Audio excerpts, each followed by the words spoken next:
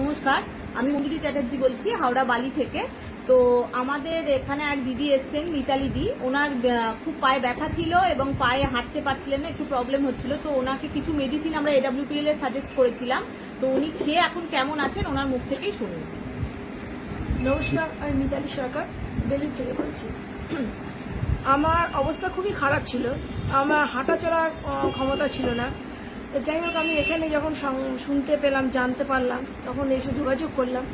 যোগাযোগ করে যখন ওষুধটা খেতে আরম্ভ করলাম, দেখলাম আমার অনেক ইমপ্রুভ হলো এবং যখন পুরোটা খেলাম আমার পুরোটাই ইমপ্রুভ হয়েছে। আমি এখন সুস্থভাবে হাঁটতে পারি, আমার ব্যথা নেই, আমার ফোলাটাও কমে গেছে। আমার যে পায়ে ব্যথা ছিল আমি সেই জিনিসটাই পুরো ভুলে গেছি। বর্তমানে আমি খুব ভালো আছি, সুস্থ আছি।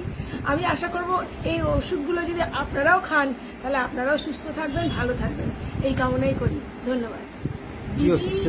দিদি এই ওষুধ খেয়েছিল, অর্থোডক খেয়েছিল, তার সঙ্গে স্পাইরোডক এবং আমাদের তুলসী ত্রিফলা গিলয় দেওয়া হয়েছিল। আচ্ছা, ঠিক আছে। তো দিদি অর্থোডকটা খেয়ে ভীষণভাবে উপকার পেয়েছে।